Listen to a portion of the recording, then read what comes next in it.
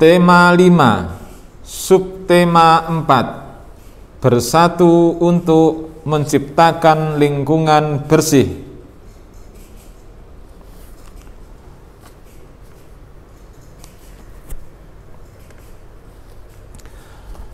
Assalamualaikum warahmatullahi wabarakatuh. Bagaimana kabarnya adik-adik sekalian? Alhamdulillah, luar biasa. Allahu Akbar, yes. Di kesempatan pagi hari ini yang sangat cerah, kita diberi kenikmatan oleh Allah Subhanahu wa Ta'ala, Tuhan yang Maha Kuasa, berupa kenikmatan bisa menjalankan aktivitas ibadah dan aktivitas sehari-hari tanpa ada halangan suatu apapun. Semoga kegiatan kita, aktivitas kita setiap harinya senantiasa diridhoi oleh Allah Subhanahu wa Ta'ala, Tuhan yang Maha Kuasa. Untuk selanjutnya, adik-adik masih bersama dengan Pak Farid tentang pelajaran PPKN. Kali ini seperti yang telah disampaikan di judul di awal tadi, yaitu tentang bersatu untuk menciptakan lingkungan bersih. Sebelum kita mengulas tuntas tentang bagaimana bersatu untuk menciptakan lingkungan bersih, minggu yang kemarin Pak Farid telah menyampaikan tentang bersatu di lingkungan kita, bersatu di negara kita, berbangsa dan bertanah air, karena atas kekayaan yang dimiliki oleh bangsa kita, dari tarian, dari segi makanan, ciri khas dan bahasa dan lain sebagainya. Untuk kali ini, adik-adik sekalian di rumah, silahkan dibuka bukunya. Kalian buka, yaitu Bupena jilid 3, Bupena jilid 3 atau jilid 3C, seperti ini. Setelah itu adik-adik dilihat atau adik-adik melihat buku halaman 79. Okay. Halaman 79 dilihat, Pak Farid akan membacakan. Kita baca, adik-adik menyimak di rumahnya masing-masing. Okay. Bersatu untuk menciptakan lingkungan bersih. Bersatu dalam artian adalah bersama-sama untuk mewujudkan lingkungan keadaan kita yang ada di sekitar kita menjadi yang bersih. Sebagai bagian dari masyarakat, kita tinggal dan hidup berdampingan. Oleh karena itu, kita perlu bekerja sama demi terwujudnya persatuan dalam keberagaman. Beragam dalam arti satu dengan yang lainnya, tidak ada kesamaan. Bukan berarti itu menjadi alasan agar kita tidak bersatu. Justru adanya keberagaman menjadikan kita semangat untuk bersatu, bergotong royong untuk menciptakan lingkungan yang bersih, sehat, dan yang kita harapkan.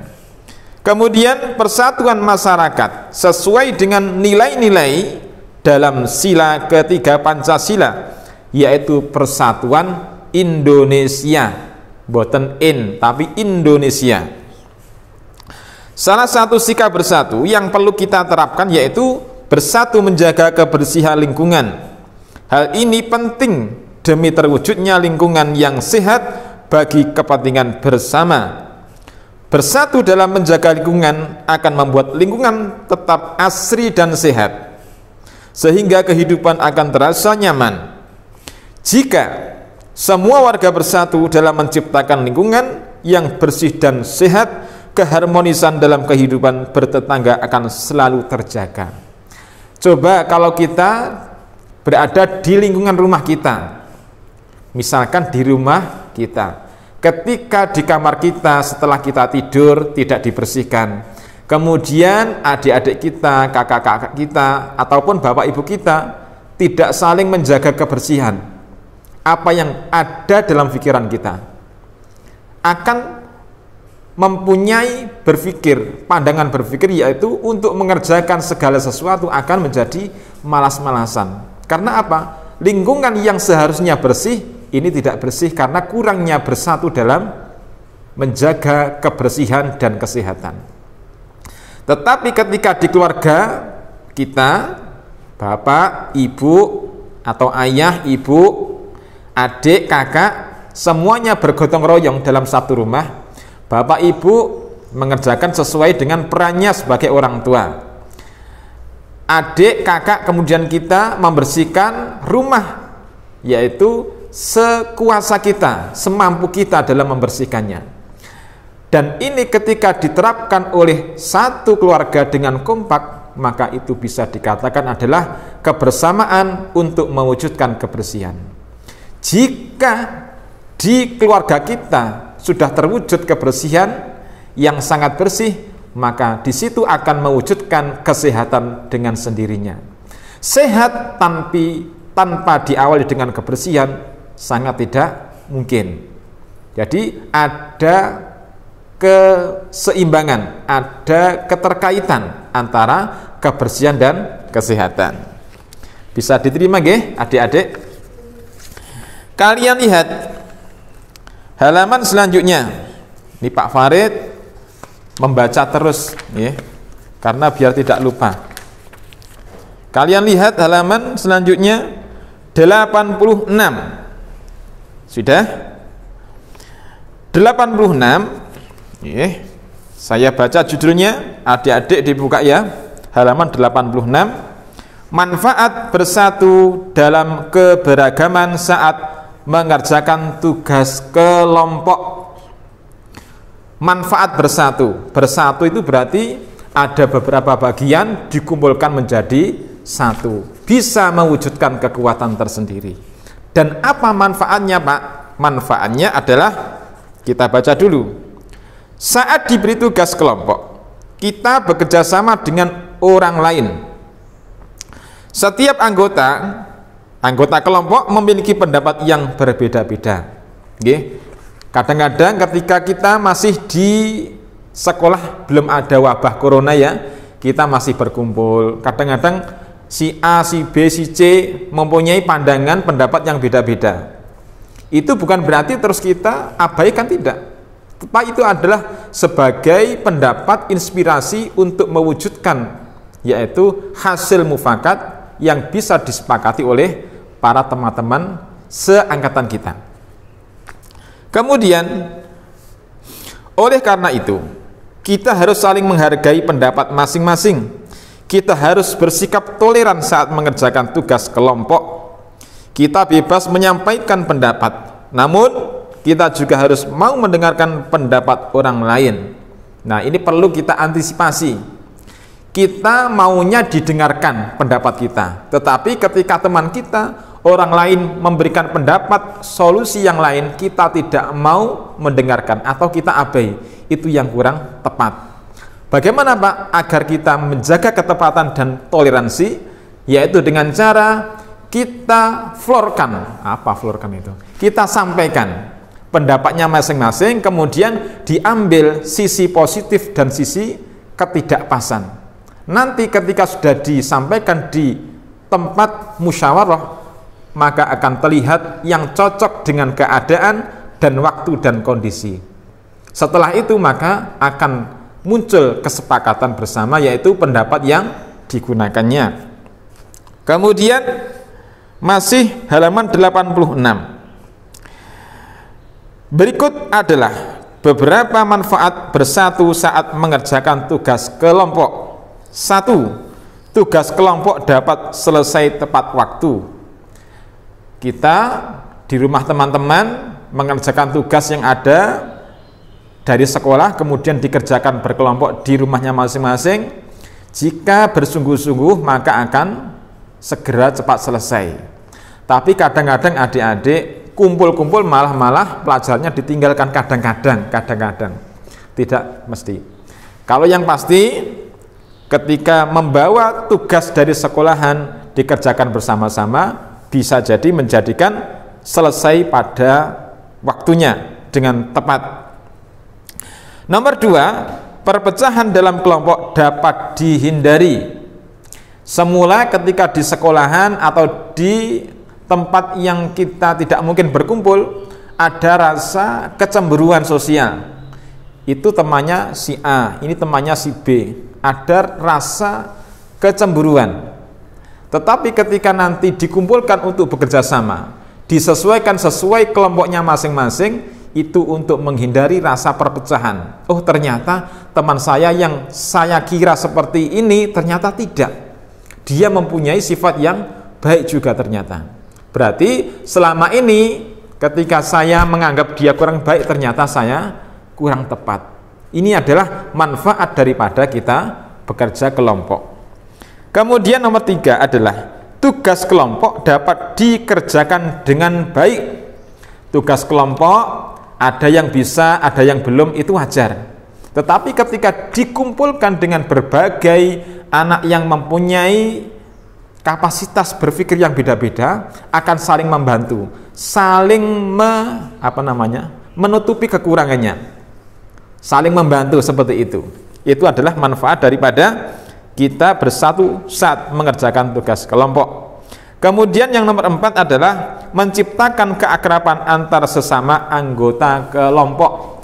Ketika kita berkumpul di suatu rumahnya teman, misalkan dipilih minggu yang pertama di rumahnya si A, minggu kedua di rumahnya si B, misalkan seperti itu. Itu nanti ketika kita selain berkelompok dengan anak-anak, maka orang tua juga akan menciptakan rasa keakraban. Oh, kae Doni kok ora tekon ngendi to, Nduk? Anu, Bu, wonten kerjaan kali bapake. Maka saling tanya-tanya seperti itu menunjukkan adalah keakraban dengan sendirinya, karena seringnya kita melaksanakan tugas secara berkelompok.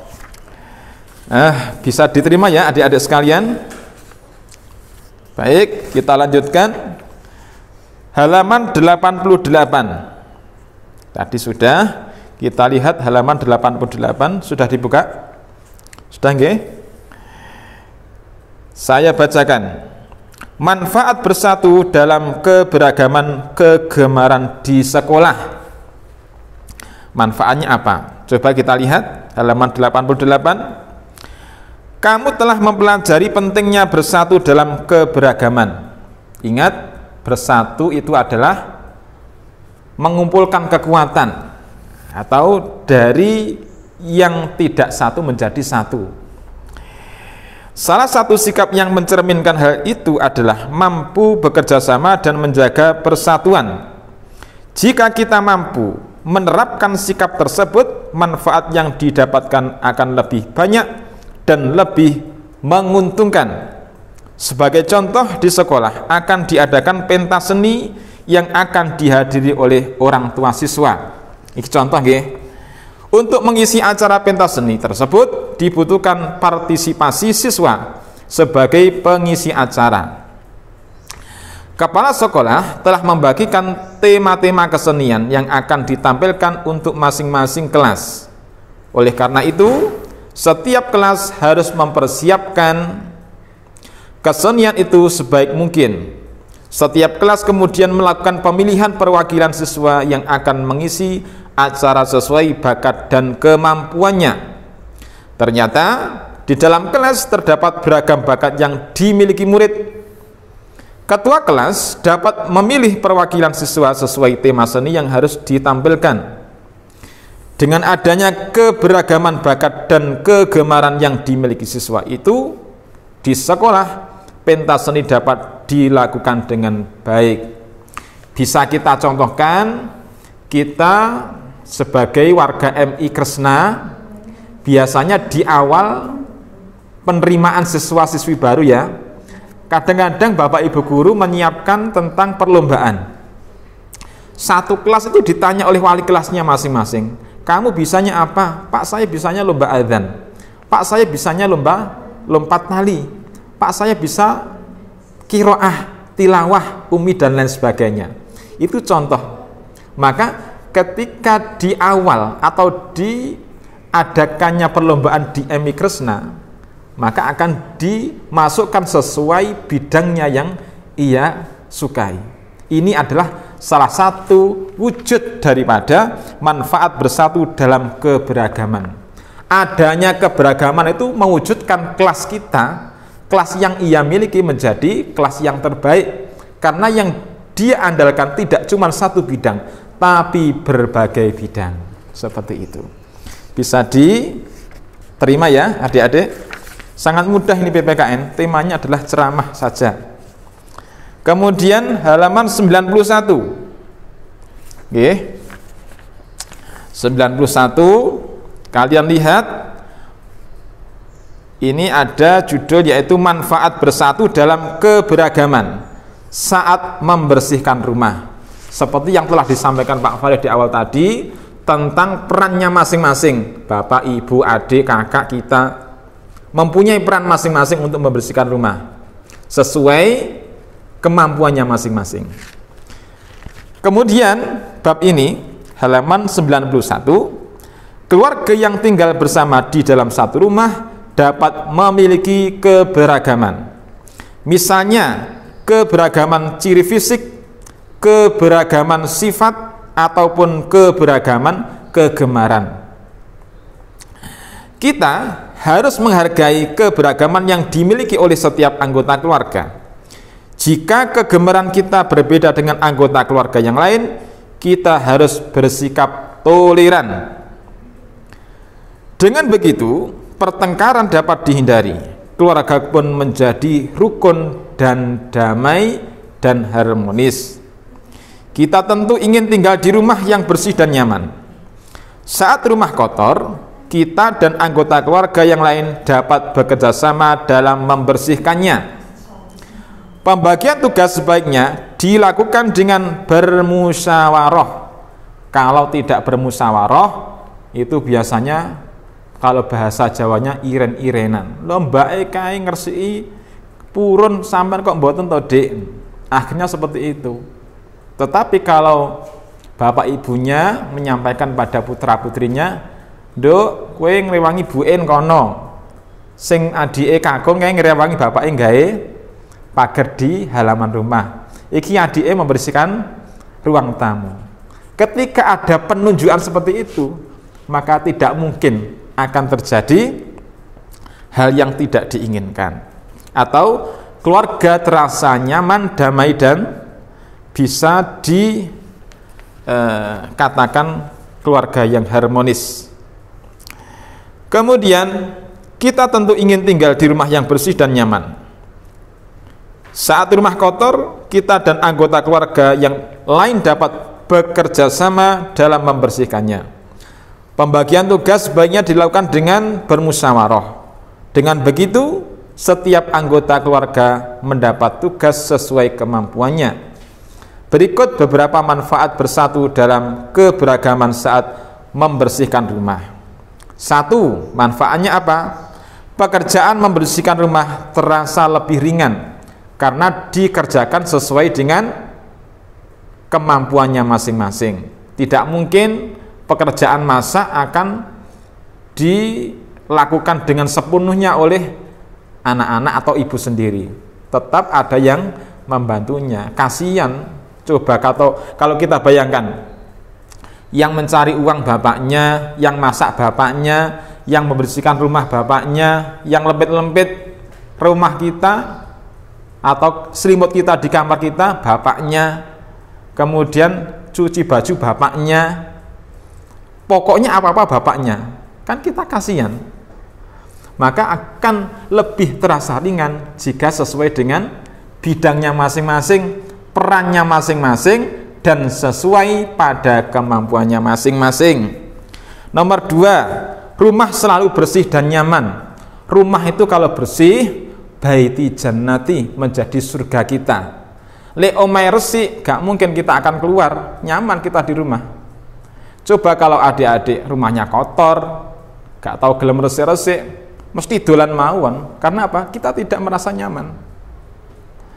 Itu sudah bisa dilihat di mana-mana. Makanya ada kata-kata baiti jannati, rumahku adalah surgaku. Surgaku harus kita jaga sebaik mungkin kebersihannya dan kesehatannya. Kemudian nomor 3, menumbuhkan rasa tanggung jawab bagi anggota keluarga atas kebersihan rumah. Kalau bapak ibu kita, adik-adik, mbak-mbak, dan kakak-kakak kita, kalau sudah mempunyai tugas yang sesuai perannya masing-masing, maka itu akan menjadi tanggung jawab kita masing-masing.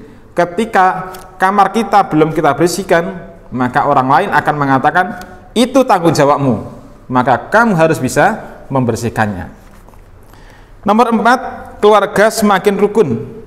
Kalau semuanya memegang tugasnya masing-masing, maka akan menjadikan keluarga itu rukun dan tidak saling iri satu dengan yang lainnya.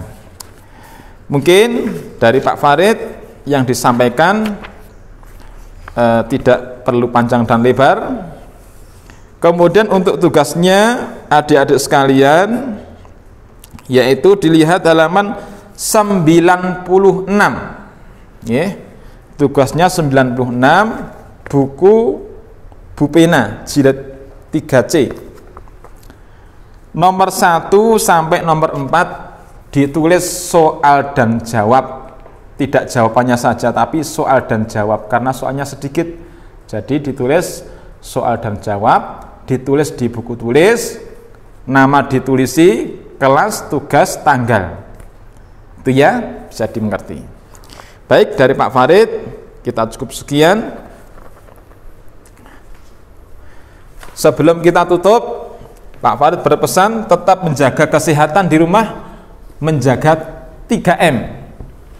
Memakai masker, menjaga jarak, dan mencuci tangan dengan air bersih yang mengalir. Semoga kita semua, keluarga kita, keluarga besar M. Kresna senantiasa dilindungi oleh Allah Subhanahu wa Ta'ala. Selamat bekerja dan beraktivitas. Assalamualaikum warahmatullahi wabarakatuh.